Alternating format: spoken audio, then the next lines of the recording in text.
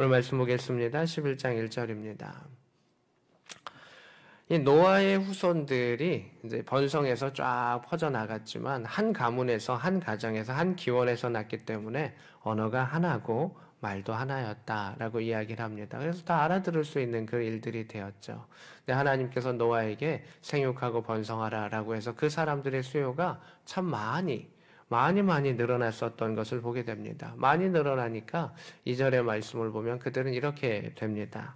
너무 늘어나니까 점점 서쪽에서 동쪽으로 가다가 시날 평지, 이제 메소포타미아 그 지역인데 그 지역까지도 사람이 가게 되었습니다. 무엇이 없어서 부족해서 찾아갔던 것이 아니라 생육하고 번성하는 하나님의 은혜가 그들 가운데 임했기 때문에 그들은 흩어져 가게 되었습니다. 이게 흩어져 갈 때는 두 가지 요소가 있습니다. 하나는 은혜와 복이 충만해가지고 그 안에 하나님께서 이 땅이 우리를 감당할 수 없으니 흩어지는 그 역사가 흩어질 때가 있습니다. 저는 군인교회가 그렇게 됐으면 좋겠습니다. 사도행전에 보면 그 교회가 성령에 충만해서 그 충만한 자들을 하나님께서 흩으심을 역사를 통해서 교회들이 많이 번성했었던 것을 보게 됩니다. 우리 청년들의 그 예배, 또 우리 군인교회의 그 예배가 함께 있는 동안 하나님께서 번성하게 하여 주셔서 성령으로 충만하게 하셔서 여러분들이 가정으로 돌아가게 되고 또 여러분이 또 다른 교회로 이렇게 돌아가게 되었을 때 하나님께서 그 교회를 새롭게 번성시키는 믿음의 역사가 있을 수 있기를 축복합니다. 아멘. 그러면서 이렇게 번성하게 되고 하나님의 은혜가 충만할 때 사람들은 흩어지게 되는데 그 흩어지게 될 때 사람들이 좀 욕심이 생기게 됩니다. 3절의 말씀입니다. 서로 이야기를 합니다. 서로 이야기를 하면서 우리 벽돌을 한번 만들어 보자. 이 벽돌로 돌을 대신하고 그리고 역청으로 진흙을 대신한다 라고 말합니다. 이 역청이라고 하는 것이 이제 특별한 물건인데요. 이 사람들이 땅에서 발견한 거예요. 끈적끈적한 것을 발견하게 되는데 얘를 바르면 이게 본드처럼 시멘트처럼 잘 달라붙고 방수가 되는 물질을 발견하게 됩니다. 근데 여기 우리가 바벨탑에서 이 역청을 주목하게 되는데 실제 하나님은 이 역청을 더 먼저 사람들에게 가르쳐 주셨어요. 언제 가르쳐 주셨을까요? 노아의 홍수 때, 노아야, 이 배를 만들 때, 방주를 만들 때 역청을 발라라 라고 하나님이 가르쳐 주셨던 그게 있어요. 이 역청은 나무에서도 나고 석유에서도 나요. 그리고 이제 아스팔트처럼 끈끈한 그런 성향을 가지고 있는 것이 이 자연에서 나는 역청이라고 하는 것입니다. 사람들이 어떤 것은 발명하고 어떤 것은 발견합니다. 그런 것을 통해서 이제 하나님께서 그것을 누리게 하시는데 그 누리게 하셨던 그 과학과 그 물질과 그 일들 가운데 사람들이 욕심을 내게 됩니다. 어떤 욕심을 내게 되면 4절에 이렇게 이야기합니다. 성읍을 짓자. 이것까지 문제가 없습니다. 그래, 탑도 내보자. 이것까지도 문제가 없습니다. 그런데 그 탑의 꼭대기를 하늘에 닿게 하자. 높게 쌓을 수 있습니다. 근데 그 다음이 문제가 됩니다. 우리의 이름을 내고 흩어짐을 면하자라고 하는 것이 이 두 가지의 문제를 갖게 됩니다. 하나는 무엇이냐면 하나님이 주셨던 물질과 명예와 과학과 그 발견하게 하셨던 모든 것들 가운데서는 하나님 그것을 누리게 하세요. 근데 누리는 것보다 중요한 게 있습니다. 하나님을 먼저 하고 하나님의 이름을 높이고 그렇게 하면 하나님이 그 모든 것 가운데 우리의 이름도 높여주시는 거예요. 다윗에게는 세상의 사람들의 이름보다 너의 이름을 명성을 내가 너에게 주겠다라고 이야기하셨던 하나님의 약속이 있어요. 하나님은 결코 우리의 이름이 널리 알려지는 것을 서운하지 않으세요. 싫어하지 않으세요. 그런데 하나님의 이름을 알리지 아니하고 나의 이름을 높이는 것, 내가 잘된 것이 하나님의 은혜 가운데 있음을 높이면 하나님 그 이름을 더 높여주세요. 근데 내 힘과 내 능력과 내가 잘해서 이것을 할 수 있고 내가 한다라고 말하면 하나님의 영광이 떠나가는 것을 보게 됩니다. 저는 여러분들이 잘 되기를 원하고 복 받기를 원합니다. 근데 성경은 잘 되기를 원하고 장수하고 복 받고 누리기를 원하는 자가 있느냐? 그러면 하나님의 이름을 높이면 하나님께서 그것을 더 누릴 수 있게 해주시겠다라고 약속해 주시는 것을 보게 됩니다. 그래서 오늘 그들 가운데 잘못한 것은 하나님의 이름보다 자신의 이름이 앞서간 겁니다. 여러분의 이름을 높이기를 그거 주저하지 마십시오. 그러나 하나님께 높이면서 여러분들이 잘 되었을 때 그것은 온전한 복이다라고 하는 것을 보게 됩니다.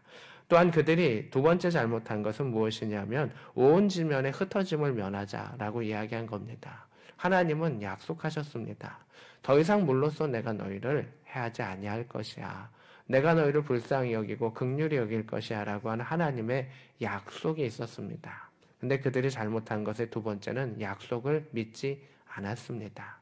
말씀은 하나님의 약속입니다. 하나님은 그 약속을 결코 어기지 아니하십니다. 영원부터 영원까지 어기지 아니하시는 그 하나님이신데 그들이 하나님을 믿지 아니하고 하나님에 대한 약속을 그들 스스로 어기게 된 것을 보게 됩니다. 결국 하나님을 먼저 하지 않았고 하나님과의 약속을 어긴 그들 가운데 하나님께서 5절에 보면 이렇게 하셨습니다. 도대체 이들이 하는 것이 어떠한가? 그들의 마음의 중심을 달아보시고 살펴보신 것을 보게 됩니다. 하나님은 그냥 감정적으로 움직이지 아니하시고요. 직접 내려와서 살펴보세요. 천사를 보내시고 그의 영이 내려와서 그 마음의 중심을 이렇게 살펴보셨던 그것을 보게 됩니다. 그러한 일들 가운데에 하나님께서 이런 판단을 하십니다. 6절입니다. 여호와께서 이르시되 이 무리가 한 족속이고 언어도 하나다. 이같이 일을 시작했으니 이후에 하고자 하는 일을 막을 수 없으리로다. 이렇게 되어 있습니다. 여러분 한번 질문해 봅니다. 하나님이 사람이 하는 일을 정말 막으실 수 없을까요? 악으로 똘똘 뭉치며 하나님이 그 일을 막으실 수 없을까요? 왜 성경은 이렇게 표현됐을까요? 하나님 마음 먹으시면 충분히 막으실 수 있습니다. 근데 악으로서 그들이 더 악으로 날아가는 일들을 나는 막고자 한다. 그들이 악으로 더 큰 일들을 할 수 있기 전에 내가 그들을 하나님의 질서대로 다시금 세운다라고 했던 하나님의 마음을 보게 됩니다. 7절입니다. 그러면서 이렇게 이야기하십니다. 자, 이 우리라라고 하는 것은 성부, 성자, 성령 하나님을 말하고 창세기 1장 가운데서도 그 흔적이 나타납니다. 하나님의 형상을 나타냈을 때 우리의 형상이라고 이야기하시면서 성부, 성자, 성령 하나님의 사랑하시는 그 모습대로 그 형상을 만드셨고 그가 우리인데 그 하나님과 함께하지 아니했었던 사람들의 그 모습이 이 안에 나타나는 것이죠. 이제 하나님과 별개가 됐었던 사람들. 자, 우리가 내려가서 보자. 그들의 언어를 보면 그들의 언어를 내가 흩어야 될 수밖에 없다. 악으로 뭉치고 악으로 하나 되는 그들을 흩을 수밖에 없다. 결국 이렇게 흩어졌었고 말들이 흩어지게 됩니다. 서로 알아듣지 못하게 됩니다. 이 알아듣지 못하게 바벨에 흩어졌던 그 언어가 이제 다시금 하나가 되는 그 일들이 있습니다. 언제 일어났을까요? 수천 년의 시간이 흘러서 사도행전의 역사가 됐을 때 오순절 가운데 사람들이 세계 각처에서 모였습니다. 그들이 각 나라 말로 방언을 다 하는데 그들의 언어 가운데 그들의 언어가 성령으로 다 하나하나 들리게 되는 것을 보게 됩니다. 악으로 똘똘 뭉쳤을 때 하나님께서 그들을 흩으셨습니다. 그런데 그 흩었던 그들을 다시금 하나님께서 하나로 모으시면서 새 일을 행하게 하시며 교회를 부흥케 하시며 하나님의 일들을 행하게 하셨던 것을 보게 됩니다. 그래서 하나님 모으고 흩으셨던 일들 가운데 악으로 똘똘 뭉쳤을 때 모이고 흩음의 역사가 있습니다. 성령으로 충만할 때 모이고 흩음의 역사가 있습니다. 그리고 또 하나 시들어 죽어갈 때 역시 흩어짐의 역사가 있습니다. 여러분들은 어떤 일들을 경험하고 싶습니까? 어떻게 살아가다가 어떻게 이 땅을 떠나가고 싶습니까? 성경은 우리에게 이야기해 줍니다. 내 일을 위하여 열심으로 악으로 채워가다가도 하나님 흩으신다. 그러면 떠나갈 수밖에 없다. 이 땅 가운데 성령으로 채우면 하나님께서 그를 열매 맺게 하시고 그 열매의 씨앗을 통해서 또 흩어지는 복음의 역사를 하신다. 그냥 살아가면서 근근히 살아가다가 아무 목적도 아무 삶도 아무런 하나님의 그것도 하지 아니하고 그저 자신의 목적만을 살아가다가 시들어서 흩어지는 가라지와 같은 그러한 삶도 있다. 과연 우리는 어떠한 삶을 살아갈 것인가? 하나님께서 오늘 성경을 통해서 우리에게 말씀해 주시는 것을 보게 됩니다. 고난에서도 마찬가지고 여러분 이 광야 가운데 하나님을 만날 수 있기를 원하며 여러분 1년 반의 그 군생활 동안에서 하나님의 성령으로 여러분을 가득 채운다면 하나님께서 여러분을 새로운 곳으로 보내시고 여러분의 본토로 보내시고 여러분을 섬길 곳으로 보내실 때 그곳 가운데 하나님의 음성이 또 들릴 수 있기를 원하며 성령으로 하나 되는 역사가 있기를 원하며 그 마지막 순간에서도 하나님께서 부흥케 하시는 믿음의 역사가 임할 수 있기를 축복합니다. 아멘. 9절의 말씀입니다. 그 이름을 바벨이라고 하니 그 온 땅의 언어를 혼잡하게 하셨습니다. 여호와께서 그들을 온 지면에 흩으셨더라 라고 이야기를 하고 있습니다. 어떻게 흩어질 것인가? 어떻게 마무리할 것인가? 어떠한 죽음을 맞이하고 새로운 출발을 할 것인가? 라고 하는 그 일들을 오늘 바벨탑의 사건은 이야기해 주고 있습니다.